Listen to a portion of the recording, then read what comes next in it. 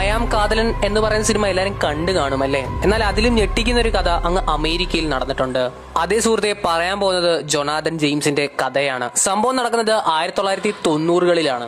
അമേരിക്കയുടെ department of defence arrow hack ചെയ്യുകയാണ്. അത് കഴിഞ്ഞ് ഇതേ ഹാക്കർ തന്നെ നാസയുടെ സെർവർ 3 ആഴ്ചത്തേക്ക് ഡൗൺ ആക്കുകയും ഇന്റർനാഷണൽ സ്പേസ് സ്റ്റേഷന്റെ കൺട്രോള് തന്റെ കയ്യിലിട്ട് അമ്മാനമാടുകയും ചെയ്തു. ഒടുവിൽ അമേരിക്കൻ പോലീസിന് തലവേദന ഉണ്ടാക്കിയ ഈ ചെറുപ്പക്കാരനെ കൊടുക്കാൻ വേണ്ടി ഒരു പദ്ധതി ഉണ്ടാക്കുകയാണ്. ജൊനാഥന്റെ മാതാപിതാക്കളെ കസ്റ്റഡിയിലാക്കിയിട്ട് അവന്റെ അടുത്ത് കീഴടങ്ങാൻ വേണ്ടി ആവശ്യപ്പെടുകയാണ്. പോലീസുകാർ പ്രതീക്ഷിച്ചിരുന്ന പോലെ പോലീസ് സ്റ്റേഷനിലേക്ക് ഒരു കാളെത്തി. പക്ഷേ ഒരു കുറ്റസമ്മതം പ്രതീക്ഷിച്ച പോലീസുകാർക്ക് തെറ്റി.